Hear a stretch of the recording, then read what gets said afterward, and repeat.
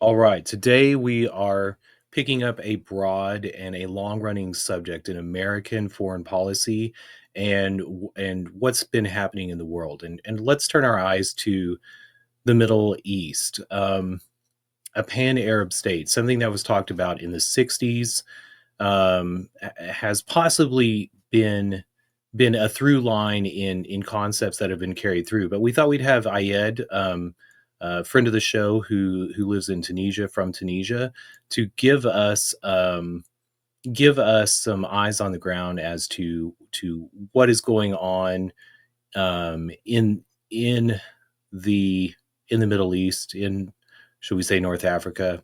Lots of names for that region, but between the conflict that the United States is having in Yemen and the saber rattling that's going on with Iran, the Russian interest that goes on in that conflict, the collapse of Syria, the tug of war between Turkey and Israel over Syria, and also some pivots as to what Egypt has been.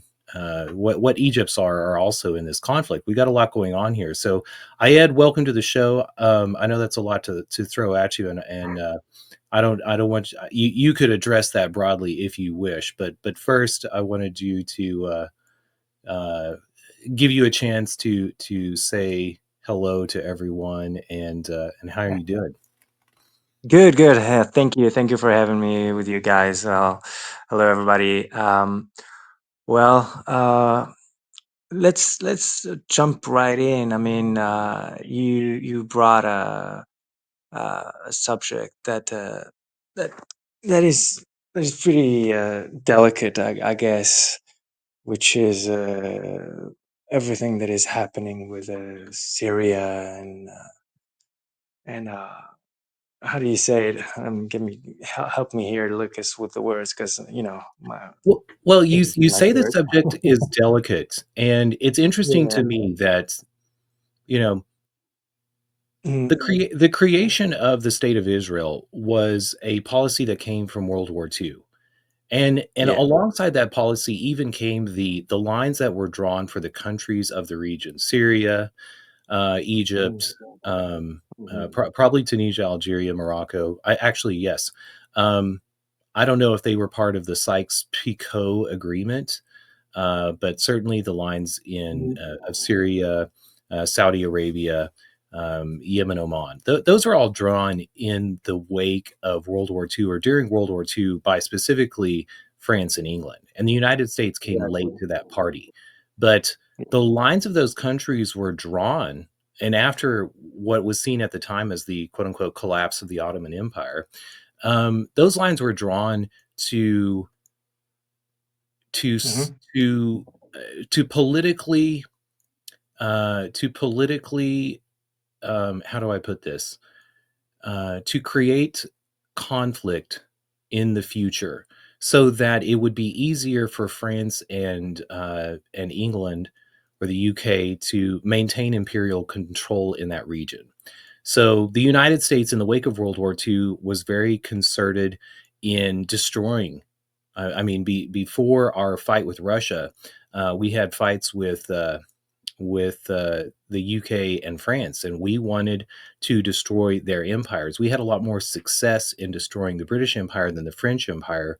The French Empire is just recently collapsing as they leave a lot of their African states. But we came late to the party, um, Mhm. and it's sort of I don't want to go too deeply into the history, but beginning in the 60s, when things came to a head between Egypt and Israel, Egypt and Yemen, some of the puppet governments that the United States had installed in the region, um, the United States embarked on a policy of chaos in the region.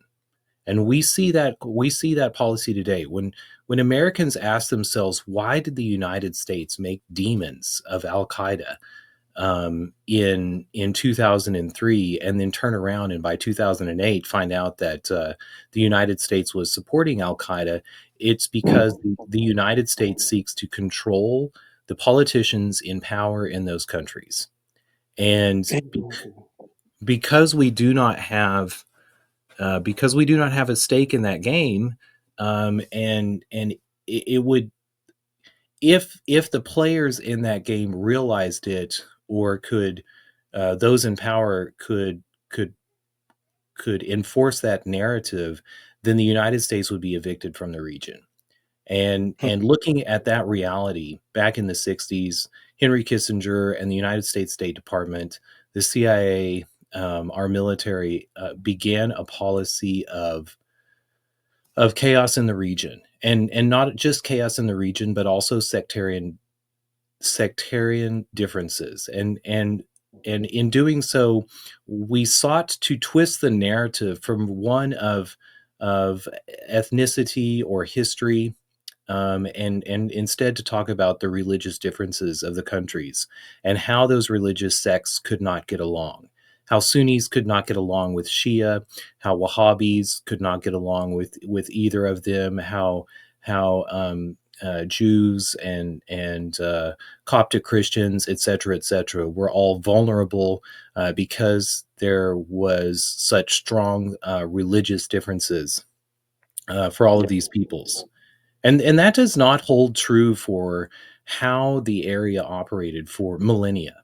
The Ottoman Empire had a millet system, one that gave religious autonomy and religious authority to the various religions that existed in that empire. And the Romans also did so. The Romans asked for money, Mm. and Tunisia, the seat of the Roman Empire, even though we may not remember it as such.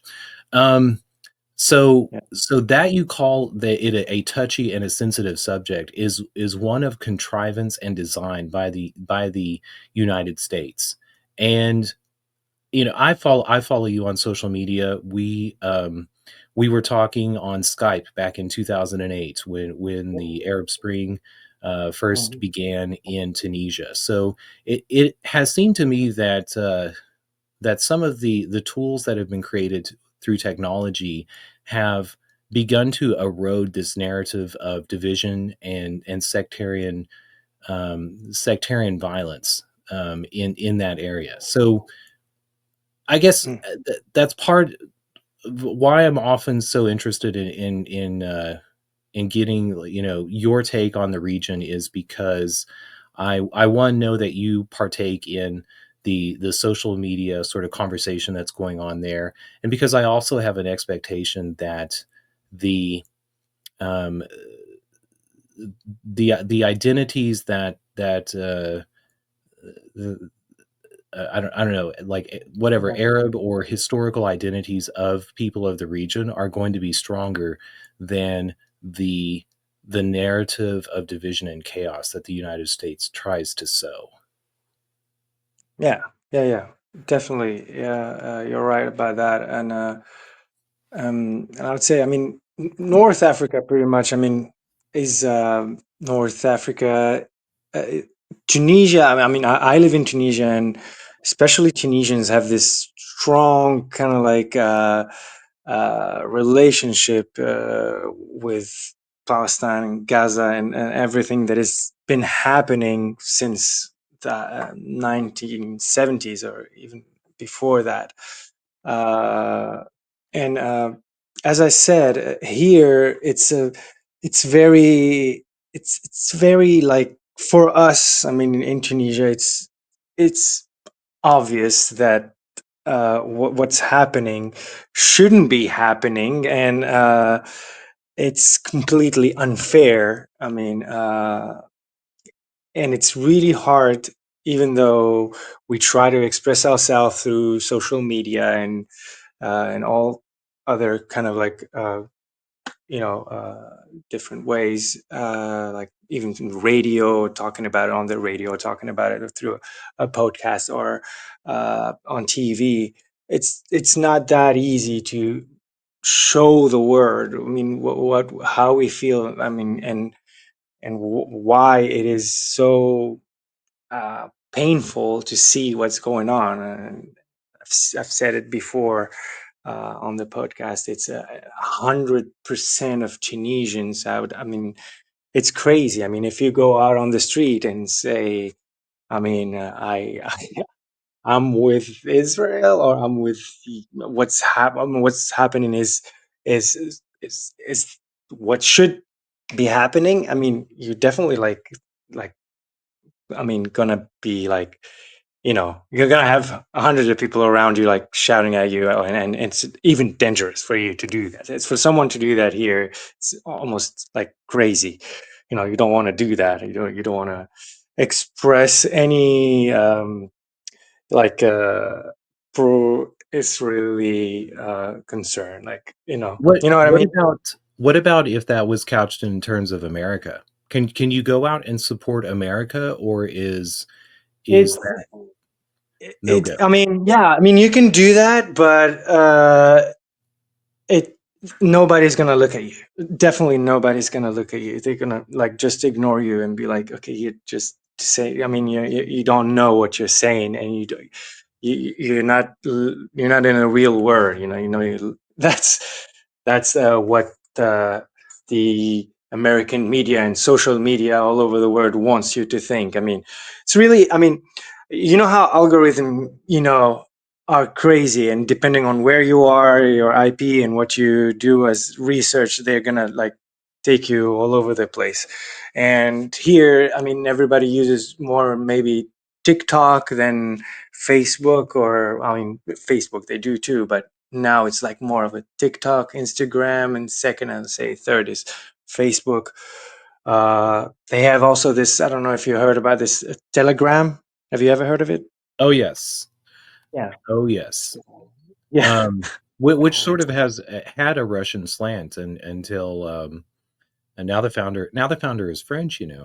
Um, well, So yeah, it's crazy because it's really uh, a one way. I mean, there you can't find anybody, any Tunisian. I would say. I mean, for sure, that would be like, yeah, that's. I mean, that's how it should be, and you know, no, there's no way. I mean, it's and we talk about it every day.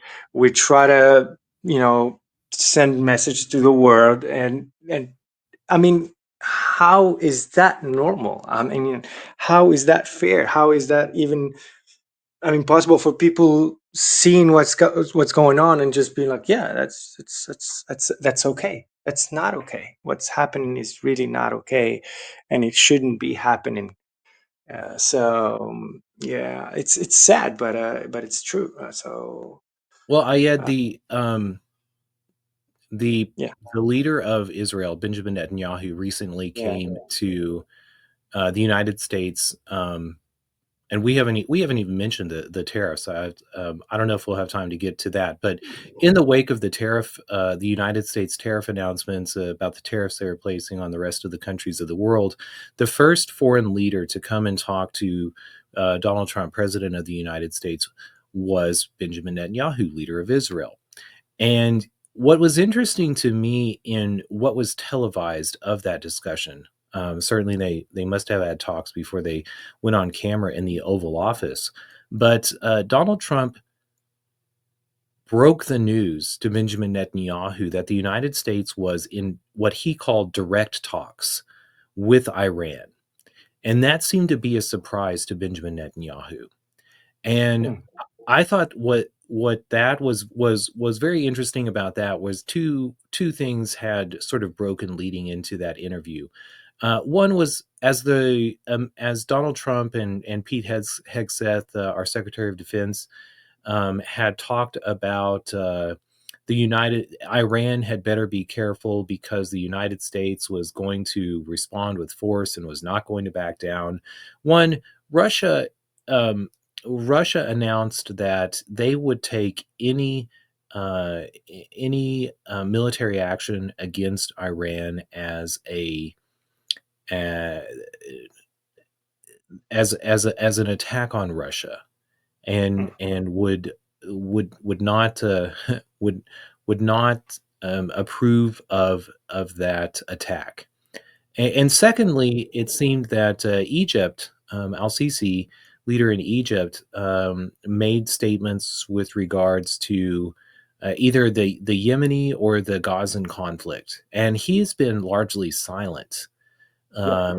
about that, uh, leading into sort of the United States ratcheting up the conflict and actually attacking Iran.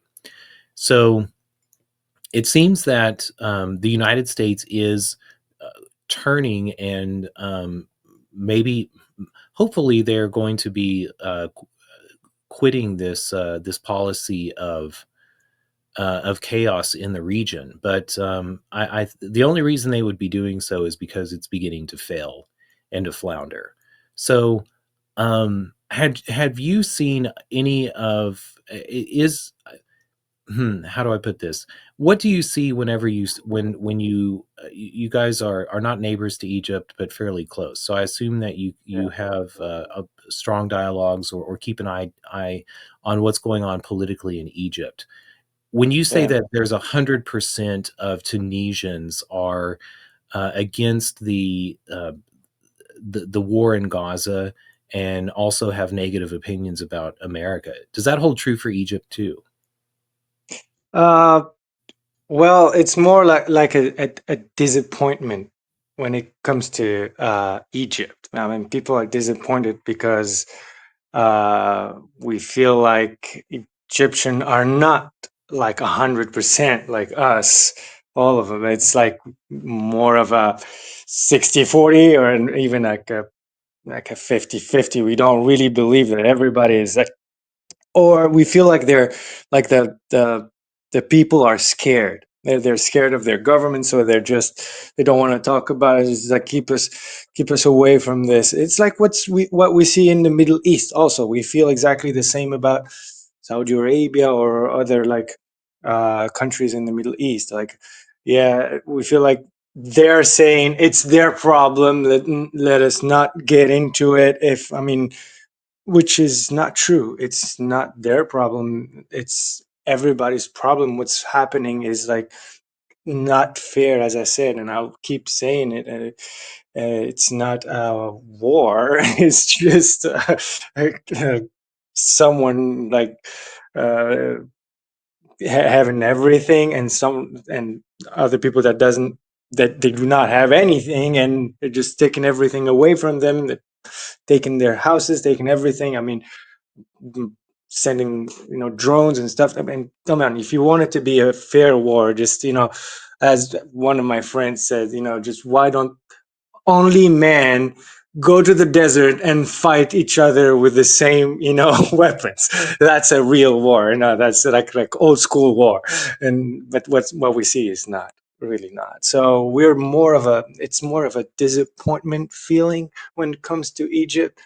Like, why would you do that? Why would you not be all in all the way with uh, Gaza and Palestine, and feel, I mean, what they're going through? So we're disappointed. I would say that's the feeling, and that's how it's been going. I mean, it's been going on for like the last months, and we're Hmm. disappointed. Like, What we're not united like we should be. You know. what about And, Saudi Arabia? You mentioned Saudi Arabia, and Saudi Arabia is also sort of a hotbed of uh, American support. it's a Um, bigger disappointment. It's an even bigger disappointment because we've been like seeing videos either on TikTok or on other social medias of people from Saudi Arabia or from the Middle East saying, yeah, like as I said, they've been saying it's their problem. I mean, may God be with them, and that's it. But no, that's not it. I mean, yeah, come on. well, If what you can about do something, do it. It's just what about yeah. Saudi Arabia's involvement in the war against Yemen? Was Ooh. were they justified in starting a war with Yemen, or was that seen as a power grab or sycophancy to the United States? Uh, I wouldn't really know. I mean, to be honest, I mean, I don't know what they're planning and how it's going on. It's all this like deals between them. I don't know the deal, actually, the real deal, I would say, between the U.S. and the Saudi Arabia. I mean, how and why would they do that? But I wouldn't. I mean, I don't really know about it, so I wouldn't talk about it really.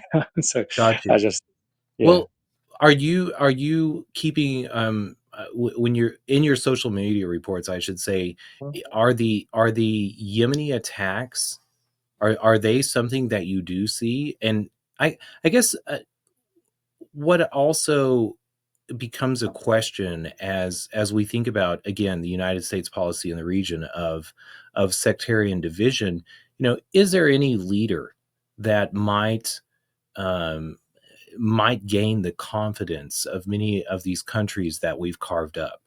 And when I look at Erdogan and Al Sisi, when I look at Jordan and Saudi Arabia, I see leaders who have who have you know given too much deference and worked too much with the Americans and have too much of a convoluted history with the American empire. But then I see Yemen and I see them as heralding American resistance. So I've wondered if they have a broader stance amongst the Arab world, and they might sort of lead the old charge for the Pan American Republic, or I'm sorry, Hmm. Pan Arabic Republic.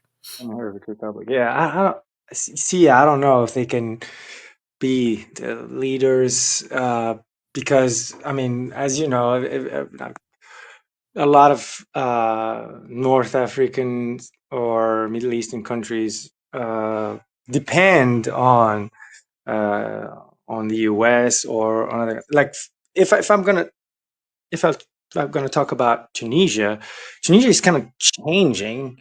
I mean, it used to be the French, the US, the German, and now we're like more of China.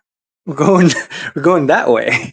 So our president is like kind of changing the deals. He doesn't want to like be too you know too much depending on the US or the French or the German, which used to be the case years ago, and now it's more of a different deal with the Chinese, which I think, I mean, it's different. It's uh,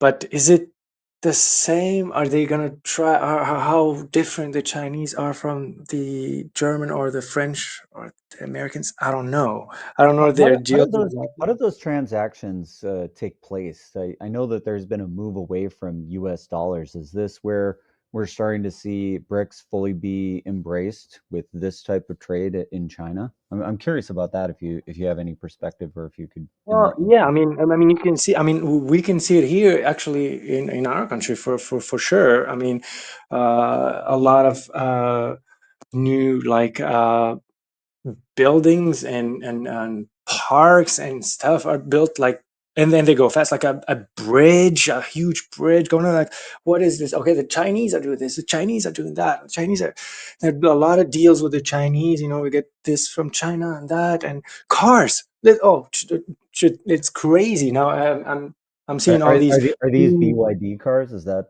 the yes, one? Yeah. BYD cars, exactly. The BYD cars are showing all over the place. Now I'm just seeing BYDs all over. But do you guys walk So around with like BRICS denominated currency, or is it your own currency? Is the no, U.S. dollar it's still our own currency. your own? Yeah, Tunisia has its own currency, and it's like a currency you cannot actually use anywhere else in the world. Actually, only in Tunisia. It's like a crazy law that has been going on for a while. So yeah, but we see all these like Chinese products going, and I mean, and it's doing good things for the country, which I think it's fine. I mean, because the deals are fine. I mean, and it's fast, and everything is moving, evolving really fast, which is good because it used to take a much longer time before to evolve.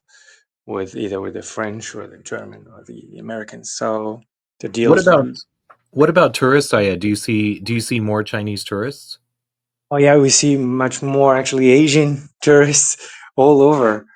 I mean, from all over Asia, not only China. And I think they've been talking about a flight that will go like from China in like I don't know if it's straight flight. I don't think it is straight flight because that would be very long. But another flight like somehow they're gonna start something with an airline. So yeah, we've heard a lot of we've been having a lot and a lot and a lot more of tourists coming all over from Asia. In our previous conversations, maybe not on the show, but I don't know if we covered it, but I know you've told me before that a lot of companies in like telecom companies and food and staples that you get actually come from Turkey. Are is Turkey excited about these about the Chinese influence? Um, are they also I don't know, seeing infrastructure development, cars, and trade with China, or are they sort of upset about losing maybe some of their markets to China in Tunisia? Oh, well, it was the telecom sector, as you said, that they kind of lost, and now I don't think they're upset because they'll they've found other countries. I mean, as you know, Tunisia is not a very big country, but it has a very strategic kind of location.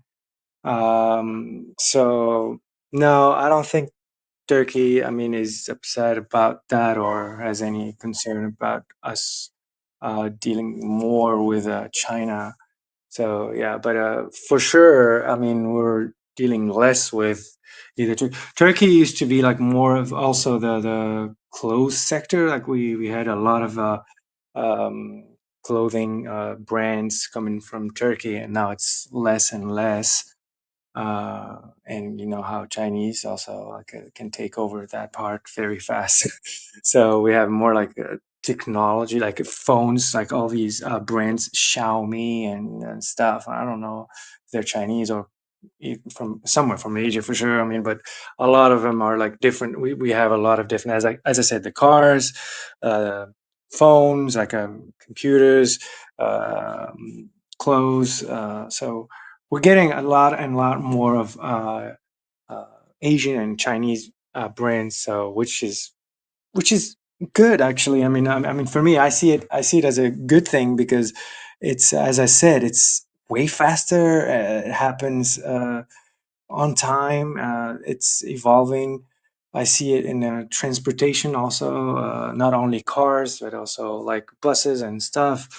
So yeah, I think it's a good deal, different deal, but I don't know if it's yeah, that's You it. know, as you look at maybe the changes coming with more Chinese influence in Tunisia, we've also seen. I mentioned earlier the French were able to hold on to their empire and some of their Mhm. colonies in Africa, and Yeah. they've been evicted from those colonies earlier this year. Um, Mhm. is and I was Tunisia? I believe Tunisia was a French colony. Yes. After it was, Yeah, yeah. it was. What? How has the collapse of the French Empire been seen in Tunisia? Is it like um, I don't, It's obvious. It's actually obvious. It's like and the first thing I notice is all of this these new like generations. I would say like you know kids between like maybe 15 and 25 right now, they don't speak like a word of French. They all speak English, which is crazy because we started like for me, for example, I'm 40 and I started taking French classes when I was 8. That's how we usually start. Like we usually start like at 8 years old or 9 years old, and now a lot of them don't know how to speak French, which is for me it was like a shocking because how don't you know how to speak French? Everybody used to speak French in Tunisia, and now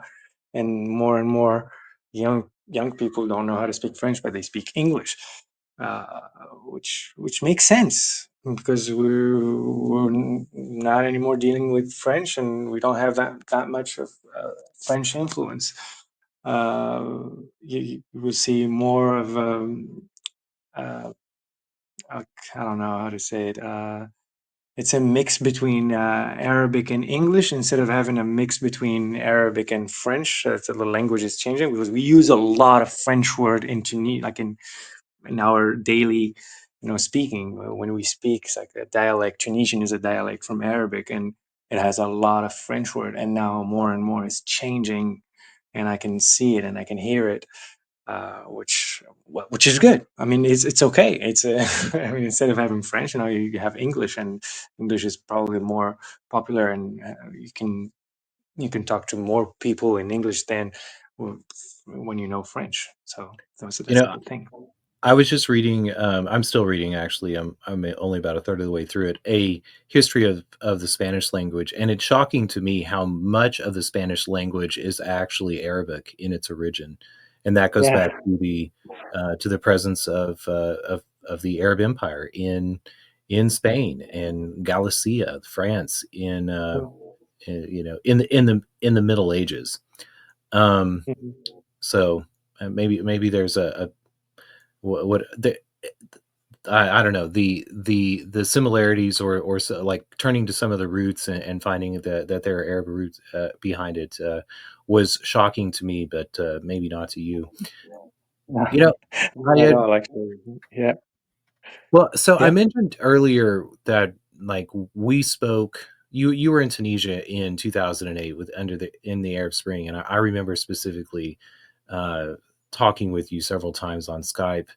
Um, Mhm. and it was a very exciting time for me watching what was going on.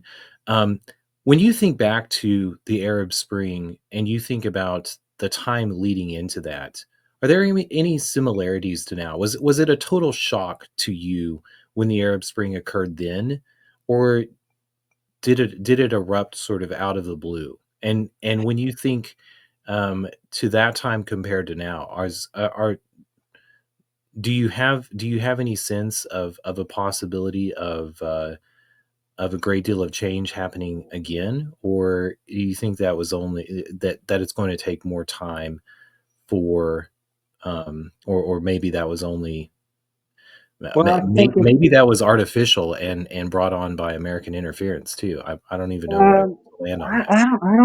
I don't think it was artificial, the whole Arab Spring. I mean, yeah, as you know, it all started in Tunisia, actually. It was the first country that started the whole thing. Um, and it was kind of like a surprise. I mean, I wasn't expecting it back then. But now it's more of a gradual thing. Like what's happening is really gradually happening, but at the same time, we kind of know we're ready for it. We know how it's changing. Everything is changing so much, and politically, I mean, because I guess of our president. I mean, he's kind of straightforward. I mean, we call him kind of we make fun of him, but we love him so much. We call him RoboCop because he's very very strict, very straightforward. He says things the way it should be said. Um, but yeah, it's different from what happened before. It's slower and it's more like you kind of know what's gonna happen before it happens. But what happened during the Arab Spring was kind of like for me, it was actually a surprise. I wasn't expecting it. Maybe I wasn't that much involved too. I mean, in all this, but yeah, that's about it. Well, I remember the Arab Spring is starting in Tunisia with a self-immolation of, Exactly. and I don't remember the details of it, but and I don't know if you've seen what's been happening in America, but in the last year, I can remember off the top of my head 3 self-immolations, and all of them being tied to complaints about the war in Gaza. And Wow. yeah, absolutely. And before the Arab Spring, the only self-immolation that came to mind was Buddhist monks immolating in Vietnam um, to protest the war in Vietnam back in the 60s. So it's always interesting. In some way, I look at I see violence brought on by individuals. In America, we have a lot of examples of that. We see it in Europe. We see it all around the world, actually. But it's one thing to feel frustrated and to the point of trying to change the world in a violent act. It's one thing to perpetrate it on others. It's another level to perpetrate it on yourself.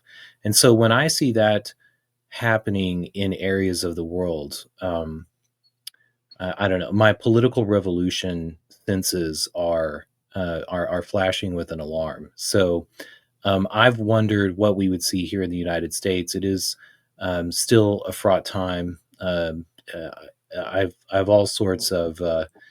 Um, I'm constantly thinking actually back to Woodrow Wilson and Herbert Hoover, presidents of the past, leading into some profound economic hard times in the United States. I don't know what bears out the same, but it's so interesting to to see that sort of political act happening, and not just once but several times here. So I think about that with regards to the Arab Spring, and uh, I don't know. I've wondered what happens with the narrative of sectarian division in in the Middle East, and how long that holds. So I hope that we see more unification and some sort of union.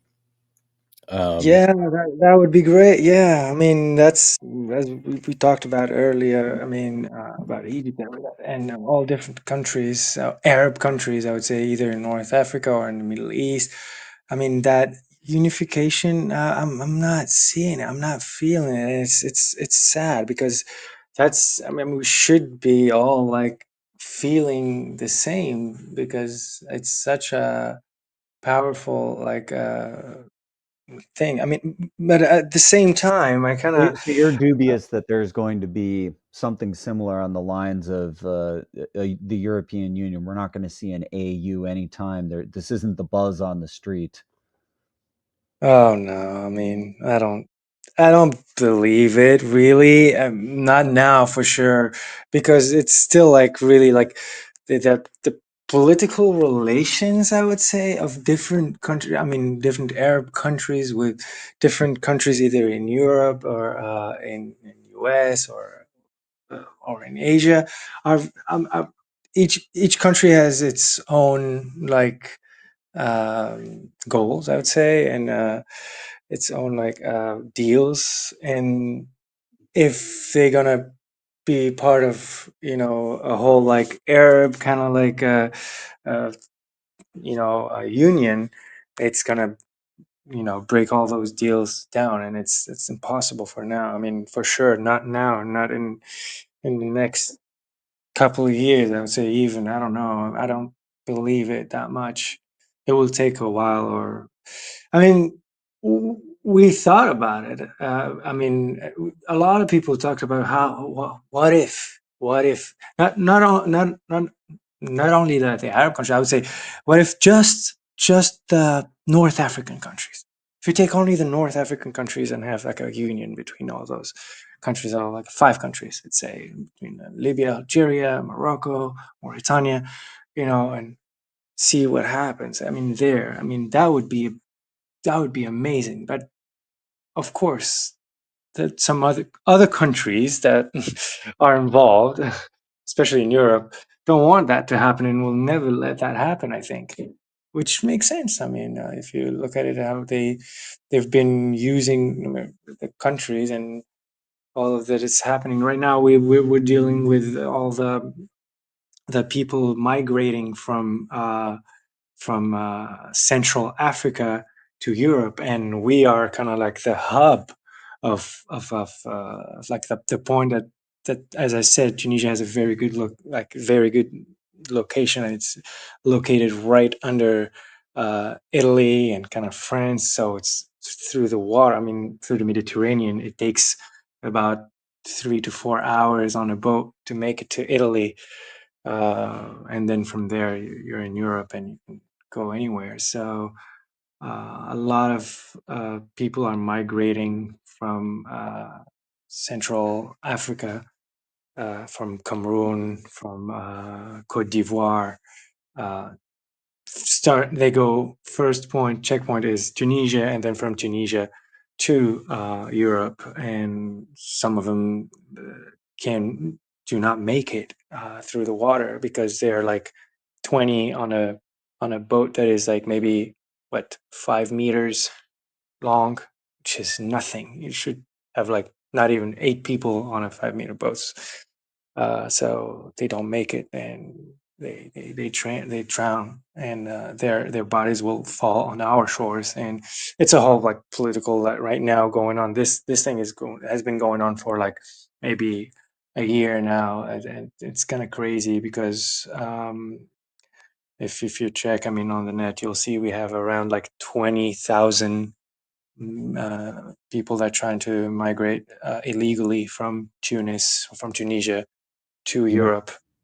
We And definitely been watching the immigration narrative going on in Europe. We're having a very similar one here in the United States. But we're on the top of the hour. We need to close it up. Thanks for coming on. I would have to say You're that very welcome. a word of hope. All of that Chinese investment in your country is part of a broader plan that they have called the Belt and Road Initiative, and where it has been the policy of the United States to break up and to isolate countries and to sow chaos so that we can maintain some measure of control. China has understood that and been very wary to not go down that path in their in sort of their upcoming empire that they see in the world. So it might happen. It might happen sooner than you think. So Right. there, I called it. Okay. You know me, Sure. always a beacon. Yeah. The cup's half full. So Yeah. All right. Thank you. Yeah, thanks so much for Yeah. coming on, and we'll see you next time Oh, on you're FOMO. very welcome, guys. Thank you for having me. Thank you. all right, see you, Ed. All right. See ya. Bye.